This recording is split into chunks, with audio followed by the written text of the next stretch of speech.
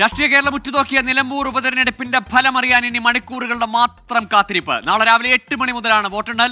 LDFും UDFും വിജയപ്രതീക്ഷ പങ്കുവെക്കുമ്പോൾ ഫലത്തിൽ നിർണായക സ്വാധീനമാവുക PV അൻവർ പിടിക്കുന്ന വോട്ടുകളായിരിക്കും. വിവരങ്ങളുമായി നിലമ്പൂരിൽ നിന്ന് വിപിൻ സി വിജയൻ ചേരുന്നുണ്ട്.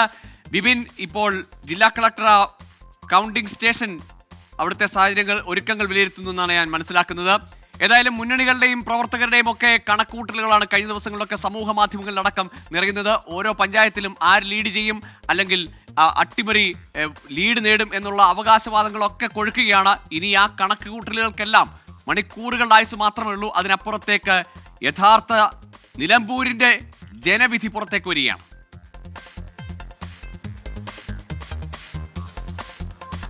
അതെ, നെഞ്ചെടുപ്പോടെയാണ് ഓരോ മുന്നണികളും ഇപ്പോൾ കാത്തിരിക്കുന്നത്. ഇനി വളരെ കുറച്ച് സമയം മാത്രമേ ഉള്ളൂ ആ ഫലം വരാൻ വേണ്ടി. അത് രാഷ്ട്രീയ കേരളം ഉറ്റുനോക്കുന്നത് തന്നെയാണ്. ഇപ്പോൾ ജില്ലാ കലക്ടറും പോലീസ് മേധാവിയും ഉൾപ്പെടെയുള്ളവർ ഈ മാർത്തോമ ഹയർ സെക്കൻഡറി സ്കൂളിൽ ഒരുക്കിയിരിക്കുന്ന വോട്ടെണ്ണലിന് വേണ്ടി ഒരുക്കിയിരിക്കുന്ന സജ്ജീകരണങ്ങൾ വിലയിരുത്തുകയാണ്. ഇവിടെ 14 ടേബിളുകളിലായിട്ടാണ് എണ്ണലിനുള്ള സൗകര്യങ്ങൾ ഒരുക്കിയിരിക്കുന്നത്. ഈ 14 ടേബിളുകളിലായി ആദ്യം ബാലറ്റ് വോട്ടുകൾ എണ്ണും. അതിന് 4 ടേബിളുകളാണ് പ്രത്യേകമായി ഒരുക്കിയിരിക്കുന്നത്. ഈ ബാലറ്റ് വോട്ടുകളിൽ വീട്ടിലെ വോട്ടുകളും ഒപ്പം തന്നെ സർവീസ് വോട്ടുകളും ഉൾപ്പെടെയുള്ളവ എണ്ണും. അതിനുശേഷമാണ് EVMിലുള്ള വോട്ടുകൾ എണ്ണിത്തുടങ്ങുക. അത് 14 ടേബിളുകളിലായിട്ട് ഒരുക്കിയിരിക്കുന്നു.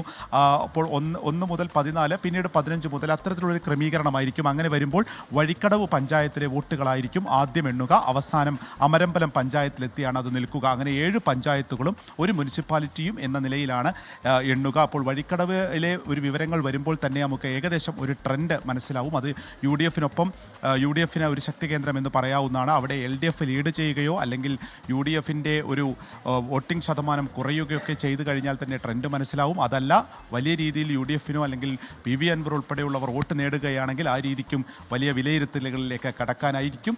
ഇപ്പോൾ ഈ കൗണ്ടിംഗ് അസിസ്റ്റൻ്റ്, കൗണ്ടിംഗ് സൂപ്പർവൈസർ, ഒപ്പം തന്നെ മൈക്രോ ഒബ്സർവർ എന്നുള്ള നിലയ്ക്ക് ആണ് ഓരോ ടേബിളുകളും ഇവിടെ ഒരുക്കിയിരിക്കുന്നത്. ഇതിനകത്ത് മറ്റ് രാഷ്ട്രീയ പാർട്ടികളുടെ അതിൻ്റെ പ്രതിനിധികൾക്കൊക്കെ അവർക്കൊക്കെ നിരീക്ഷിക്കുന്നതിന് വേണ്ടിയിട്ടുള്ള സൗകര്യങ്ങൾ ഒരുക്കിയിട്ടുണ്ട്. മുഴുവനായും CCTV ക്യാമറയിൽ ഇതിൻ്റെ എല്ലാ കാര്യങ്ങളും പകർത്തുന്നുണ്ട്. അപ്പോൾ അതിൻ്റെ മറ്റ് സജ്ജീകരണങ്ങളെല്ലാം തന്നെ ഇതിനോടകം തന്നെ വിലയിരുത്തിയിരിക്കുന്നു. 900ഓളം പോലീസിൻ്റെ സുരക്ഷയോട് കൂടിയാണ് നാളത്തെ ഈ കൗണ്ടിങ്ങും അതിനുശേഷമുള്ള ആഘോഷ പ്രകടനങ്ങളും ഒക്കെ ഉണ്ടാവുകയും ചെയ്യുക.